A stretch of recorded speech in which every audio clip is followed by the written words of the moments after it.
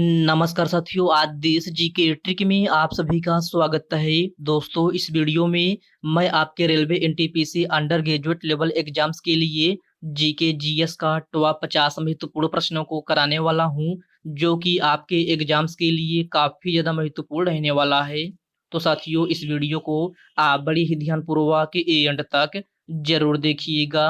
तो साथियों, आज का पहला प्रश्न है, तमिलनाडु में ऐरावतेश्वर मंदिर का निर्माण निम्न में से किसने करवाया था? ऑप्शन है राजराजा चोल द्वितीय, सवाई प्रताप सिंह, महाराणा प्रताप सिंह, और ऑप्शन डी है चंद्रगुप्त द्वितीय। तो साथियों, तमिलनाडु में ऐरावतेश्वर मंदिर का निर्माण जो है आपका ये है राजराजा चोल द्वितीय ने करवाया था। राइट आंसर ऑप्शन ए हो जाएगा, राजराजा चोल द्वितीय। नेक्स्ट क्वेश्चन है, अरब यात्री सुलेमान किस शताब्दी के मध्य भारत आया था? इसका ऑप्शन है 15वीं शताब्दी, 9वीं शताब्दी, 11वीं शताब्दी, या फिर ऑप्शन डी है 16वीं शताब्दी।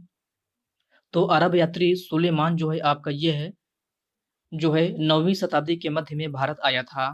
आपका राइट आंसर ऑप्शन है बी हो जाएगा, 9वीं शताब्दी। अगला प्रश्न है, रामभर स्तूप जहां भगवान बुद्ध का अंतिम संस्कार किया गया था, किस राज्य में स्थित है? तो रामभर स्तूप जहां भगवान बुद्ध का अंतिम संस्कार किया गया था, यह आपका किस राज्य में स्थित है? तो यह आपका उत्तर प्रदेश में है। कहाँ? उत्तर प्रदेश में। आपका right answer option number C हो जाएगा। ओके फ्रेंड्स, इसको आप अच्छे से जरूर याद रखिएगा। साथियों, वीडियो में आगे बढ़ने से पहले आपसे एक छोटी सी रिक्वेस्ट है, अभी तक आप वीडियो को लाइक नहीं किए हैं तो वीडियो को लाइक कर दीजिए। और साथियों, अगर आप चैनल पर पहली बार नए हैं तो चैनल को सब्सक्राइब करके बेल आइकन को जरूर प्रेस कर लीजिएगा। चलिए साथियों, बढ़ते हैं नेक्स्ट क्वेश्चन की ओर। नेक्स्ट क्वेश्चन आपसे पूछा जा रहा है, निम्न में से किस साम्राज्य में कंटक शोधन नामक एक प्रकार का प्रचलित न्यायालय था? तो इसमें आपसे पूछा जा रहा है कि किस साम्राज्य में कंटक शोधन नामक एक प्रकार का प्रचलित न्यायालय था? तो आपका right answer option number D हो जाएगा, मौर्य साम्राज्य में। प्रश्न नंबर 4 का right answer option number D हो जाएगा। वर्ष 2004 में कबड्डी का पहला विश्व कप कहाँ आयोजित किया गया था? तो वर्ष 2004 में कबड्डी का पहला विश्व कप कहाँ आयोजित किया गया था? मुंबई, हैदराबाद, पंजाब, या फिर कोलकाता। आपका right answer option number A हो जाएगा, मुंबई। वर्ष 2004 में कबड्डी का पहला विश्व कप जो है आपका ये है मुंबई में आयोजित किया गया था। तो आपका राइट आंसर ऑप्शन ए हो जाएगा। फुटबॉल के गोल पोस्ट की दूरी कितनी होती है? तो सभी प्यारे साथी इसका आंसर बताएंगे कि फुटबॉल के गोल पोस्ट की दूरी कितनी होती है। तो फुटबॉल के गोल पोस्ट की दूरी जो है आपका यह है 7.32 मीटर होता है। कितना? 7.32 मीटर। तो आपका right answer option number B हो जाएगा। साथियों, फुटबॉल के खेल में खिलाड़ियों की संख्या कितनी होती है? तो फुटबॉल के खेल में खिलाड़ियों की संख्या जो है आपका 11 होती है। कितना? 11 खिलाड़ी। ओके फ्रेंड्स, क्लियर है। चलिए बढ़ते हैं नेक्स्ट क्वेश्चन की ओर। नेक्स्ट क्वेश्चन आपसे पूछा जा रहा है, भारत के पश्चिमी तटीय मैदानों के मध्य विस्तार को किस नाम से जाना जाता है? ऑप्शन है कोरोमंडल तट, कोंकण तट, मालाबार तट, या फिर ऑप्शन डी है कन्नड़ तट। तो भारत के पश्चिमी तटीय मैदान के मध्य विस्तार को किस नाम से जाना जाता है? तो यह आपका कन्नड़ तट के नाम से जाना जाता है। आपका राइट आंसर क्या हो जाएगा? ऑप्शन नंबर डी हो जाएगा, कन्नड़ तट। अगला प्रश्न है, किस संवैधानिक संशोधन अधिनियम के द्वारा वस्तु एवं सेवा कर परिषद का गठन हुआ? तो इसमें आपसे पूछा जा रहा है कि किस संवैधानिक संशोधन अधिनियम के द्वारा वस्तु एवं सेवा कर परिषद का गठन हुआ था? तो आपका राइट आंसर क्या हो जाएगा? आपका right answer option number C हो जाएगा, 101वां संवैधानिक संशोधन अधिनियम। आपका प्रश्न नंबर 8 का right answer option number C हो जाएगा। निम्न में से कौन सा शहर 1704 ईस्वी में बंगाल की राजधानी बना था? तो इसमें आपसे पूछा जा रहा है कि कौन सा शहर 1704 ईस्वी में बंगाल की राजधानी बना था? तो यह आपका मुर्शिदाबाद था। आपका प्रश्न नंबर 9 का right answer option number A हो जाएगा, मुर्शिदाबाद। ओके फ्रेंड्स, इसको आप अच्छे से जरूर याद रखिएगा।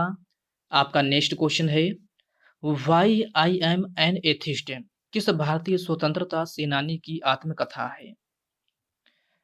तो इसमें आपसे पूछा जा रहा है कि why I am an atheist किस भारतीय स्वतंत्रता सेनानी की आत्मकथा है? तो यह भगत सिंह की आत्मकथा है। किसकी? भगत सिंह की। तो आपका राइट आंसर क्या हो जाएगा? ऑप्शन नंबर बी हो जाएगा। तलत अजीज मुख्य रूप से गायक हैं? तो इसमें आपसे पूछा जा रहा है कि तलत अजीत मुख्य रूप से किसके गायक हैं? तो प्यारे साथियों, यह आपका एक गजल के गायक हैं। तो आपका प्रश्न नंबर 11 का right answer option number C हो जाएगा, गजल। पापनासम शिवन निम्नलिखित में से किस संगीत से संबंधित थे?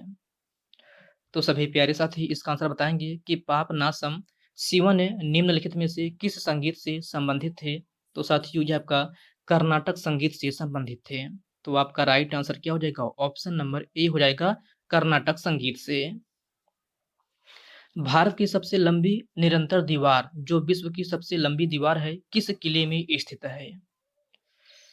तो सभी प्यारे साथी इसका आंसर बताएंगे कि भारत की सबसे लंबी निरंतर दीवार जो कि विश्व की दूसरी सबसे लंबी दीवार है, यह आपका किस किले में स्थित है?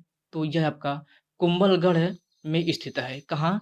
कुंभलगढ़ में। तो आपका राइट आंसर क्या हो जाएगा? ऑप्शन नंबर डी हो जाएगा, कुंभलगढ़ है, जो कि आपका किस राज्य में है? तो यह आपका राजस्थान में है। किस राज्य में? राजस्थान में।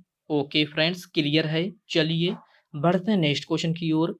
नेक्स्ट क्वेश्चन आपसे पूछा जा रहा है, भारतीय संविधान के किस अनुच्छेद में जीएसटी परिषद का गठन का प्रावधान है? तो प्यारे साथियों, जीएसटी परिषद गठन का प्रावधान है भारतीय संविधान के किस अनुच्छेद में है? तो यह आपका अनुच्छेद 279 के ए में है। किसमें? अनुच्छेद 279 के ए में। तो आपका प्रश्न नंबर 14 का राइट आंसर ऑप्शन नंबर कौन सा हो जाएगा? ऑप्शन नंबर सी हो जाएगा। वर्ष 1868 से 1901 तक शासन करने वाले भोपाल के नवाब कौन थे? तो वर्ष 1868 से 1901 ईस्वी तक शासन करने वाले भोपाल के नवाब कौन थे? तो प्यारे साथियों, यह आपका शाहजहां बेगम थे। कौन? शाहजहां बेगम। तो आपका प्रश्न नंबर 15 का correct answer option number A हो जाएगा। निम्न में से कौन सा नगर चोल वंश के शासक के दौरान मंदिर नगर के रूप में विकसित हुआ? तो इस क्वेश्चन में आपसे पूछा जा रहा है कि कौन सा नगर चोल वंश के शासन के दौरान मंदिर नगर के रूप में विकसित हुआ? तो यह आपका कौन सा था? तो यह आपका भिल्ल स्वामिन था। कौन? भिल्ल स्वामिन। आपका राइट आंसर ऑप्शन नंबर कौन सा हो जाएगा? डी हो जाएगा। वर्ष 1976 में भारत में पहला महिला अंतरराष्ट्रीय क्रिकेट मैच कहाँ आयोजित किया गया था? तो इसमें आपसे पूछा जा रहा है कि वर्ष 1976 में भारत में पहला महिला अंतरराष्ट्रीय क्रिकेट मैच कहाँ आयोजित किया गया था? तो प्यारे साथियों, यह आपका बंगलौर में आयोजित किया गया था। कहाँ? बेंगलोर में। आपका प्रश्न नंबर 17 का राइट आंसर ऑप्शन नंबर कौन सा हो जाएगा? बी हो जाएगा। चांग नृत्य किस राज्य से संबंधित है? तो प्यारे साथियों, चांग नृत्य जो है आपका किस राज्य से संबंधित है? तो यह आपका राजस्थान राज्य से संबंधित है।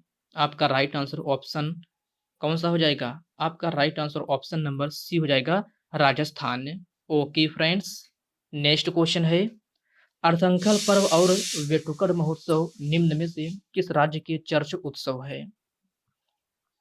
तो अर्थंकल पर्व और वेटुकड़ महोत्सव निम्न में से किस राज्य के चर्च उत्सव हैं? ऑप्शन है केरल, सिक्किम, गोवा या फिर नागालैंड। तो प्यारे साथियों, अर्थंकल पर्व और वेटुकड़ महोत्सव जो है आपका, यह केरल राज्य का एक चर्च उत्सव है। कहाँ का? केरल राज्य का। तो आपका प्रश्न नंबर 19 का राइट आंसर ऑप्शन ए हो जाएगा, केरल। निम्नलिखित में से कौन सी पहाड़ी भारत के सबसे पूर्वी भाग में स्थित है? कौन सी पहाड़ी भारत के पूर्वी भाग में स्थित है? तो यह आपका पटकाई बूम पहाड़ियां है। कौन सी? पटकाई बूम पहाड़ियां। आपका right answer option number C हो जाएगा, पटकाई बूम पहाड़ियां। ओके फ्रेंड्स, नेक्स्ट क्वेश्चन है, उर्दू किस भाषा का शब्द है?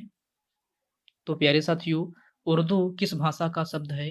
तो उर्दू जो है आपका ये है तुर्की भाषा का शब्द है। राइट आंसर ऑप्शन ए हो जाएगा तुर्की भाषा। ओके फ्रेंड्स, क्लियर है। चलिए बढ़ते हैं नेक्स्ट क्वेश्चन की ओर। नेक्स्ट क्वेश्चन आपसे पूछा जा रहा है, मुगल काल में किस भाषा को रेखता कहा गया है? तो मुगल काल में किस भाषा को रेखता कहा गया है? ऑप्शन है फारसी, अरबी, मराठी या फिर उर्दू। तो मुगल काल में रेखता जो है आपका ये है उर्दू भाषा को कहा गया है। किसको? उर्दू भाषा को। तो आपका प्रश्न नंबर 22 का right answer option number D हो जाएगा। अधिकांश भूपर्पटी किस शैली से बनी है? तो अधिकांश भूपर्पटी किस शैली से बनी है? तो यह आपका आग्नेय शैली से बनी है। किससे? आग्नेय शैली से। आपका प्रश्न नंबर 23 का right answer option number D हो जाएगा। प्रोजेक्ट टाइगर को किस वर्ष आरंभ किया गया था? तो प्रोजेक्ट टाइगर को किस वर्ष आरंभ किया गया था? तो प्रोजेक्ट टाइगर को जो है 1973 ईस्वी में आरंभ किया गया था। कब? 1973 ईस्वी में। आपका प्रश्न नंबर 24 का right answer option number A हो जाएगा। माहुरी एक पारंपरिक संगीत वाद्य यंत्र किस राज्य से संबंधित है? तो सभी प्यारे साथी इसका आंसर बताएंगे कि माहुरी एक पारंपरिक संगीत वाद्य यंत्र किस राज्य से संबंधित है? तो प्यारे साथियों यह आपका ओडिशा राज्य से संबंधित है।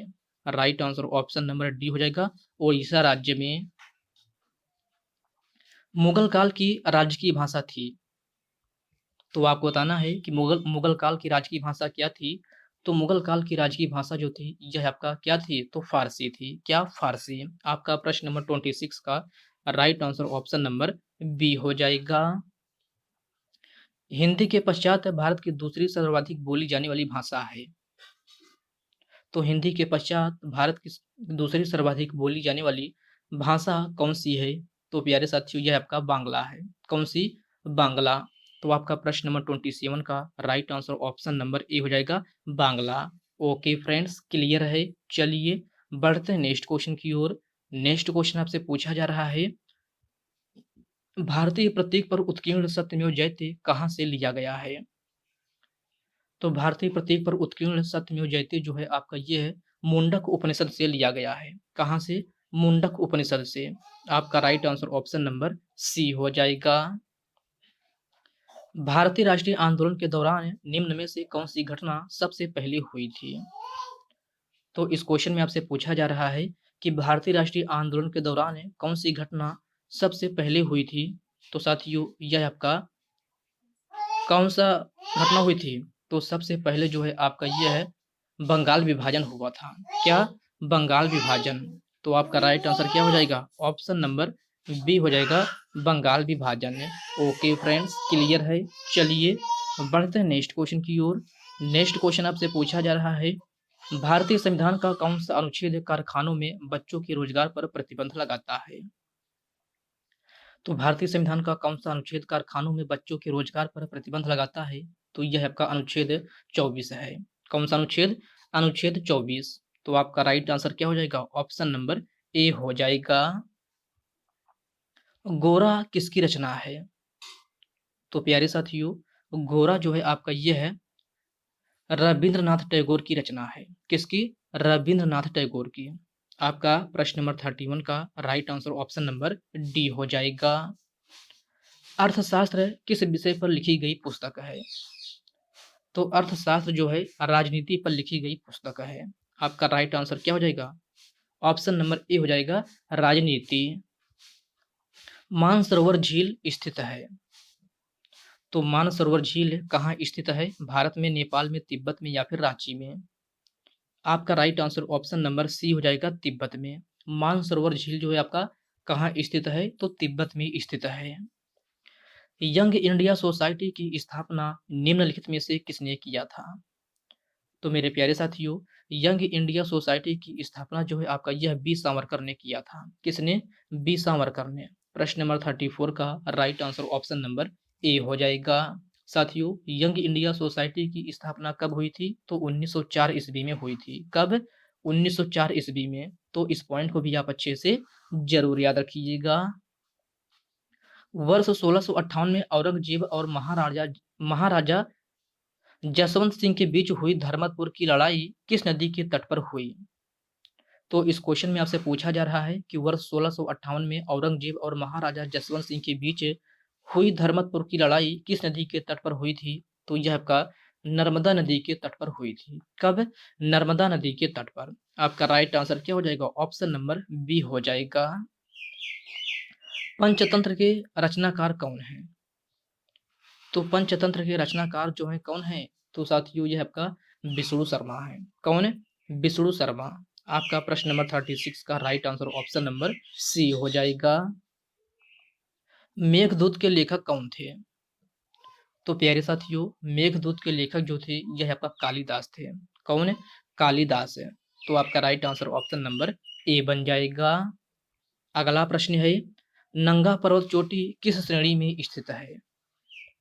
तो नंगा पर्वत चोटी जो है आपका ये है हिमालय श्रेणी में स्थित है। कहाँ? हिमालय श्रेणी में। तो आपका right answer option number C हो जाएगा। कुल्लू घाटी किन दो पर्वत श्रेणियों के मध्य स्थित है?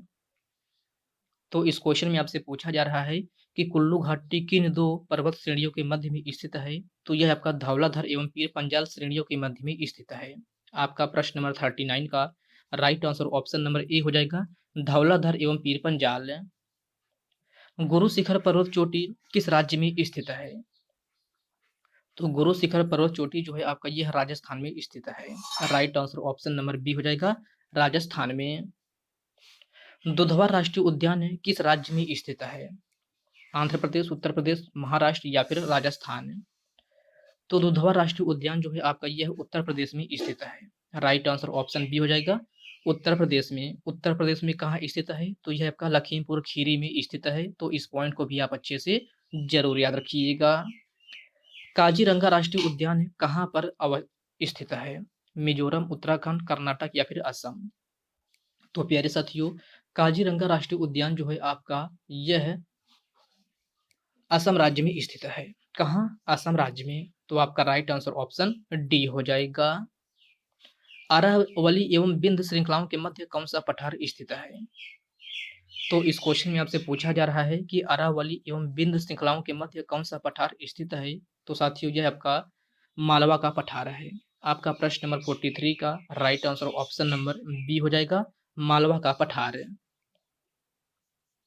तमिलनाडु एवं आंध्र प्रदेश का पूर्वी तट कहलाता है। तो तमिलनाडु एवं आंध्र प्रदेश का पूर्वी तट क्या कहलाता है? तो यह आपका कोरोमंडल तट कहलाता है। क्या? कोरोमंडल तट है। तो आपका राइट आंसर ऑप्शन सी हो जाएगा। निम्नलिखित में से काराकोरम पर्वत श्रेणी का पूर्ण नाम था। तो काराकोरम पर्वत श्रेणी का पूर्ण नाम क्या था? तो कृष्णागिरी था। क्या? कृष्णागिरी। आपका प्रश्न नंबर 45 का right answer option number A हो जाएगा। भारत का सबसे पुराना राष्ट्रीय पार्क कौन सा है? तो मेरे प्यारे साथियों भारत का सबसे पुराना राष्ट्रीय पार्क जो है आपका ये है जिम कॉर्बेट है। राइट आंसर ऑप्शन नंबर कौन सा हो जाएगा? ऑप्शन नंबर ए हो जाएगा, जिम कॉर्बेट राष्ट्रीय उद्यान है। सुल्तानपुर पक्षी अभ्यारण्य कहाँ स्थित है? तो सुल्तानपुर पक्षी अभ्यारण्य जो है आपका ये है गुड़गांव में स्थित है। कहाँ? गुड़गांव में। आपका प्रश्न नंबर 47 का right answer option number D हो जाएगा। सुग्गी लोक नृत्य शैली निम्नलिखित में से किस राज्य से संबंधित है? गुजरात, कर्नाटक, राजस्थान या फिर हरियाणा? आपका right answer option number B हो जाएगा, कर्नाटक है। सुग्गी लोक नृत्य शैली जो है आपका यह कर्नाटक राज्य से संबंधित है। रोजगार समानता का अधिकार है भारतीय संविधान के किस अनुच्छेद में है? तो रोजगार समानता का अधिकार भारतीय संविधान के अनुच्छेद 16 में है। किसमें? अनुच्छेद 16 में। मेगास्थनीज किसके शासनकाल में भारत आया था? तो प्यारे साथियों मेगास्थनीज जो है आपका ये है चंद्रगुप्त मौर्य के शासनकाल में भारत आया था। राइट आंसर ऑप्शन सी हो जाएगा, Chandragupta Maurya. Okay friends, next question है दक्कन के पठार से कौन सी नदी निकलती है? तो दक्कन के पठार से कौन सी नदी निकलती है? तो दक्कन के पठार से कृष्णा नदी, कावेरी नदी और महानदी ये सभी नदियाँ निकलती हैं।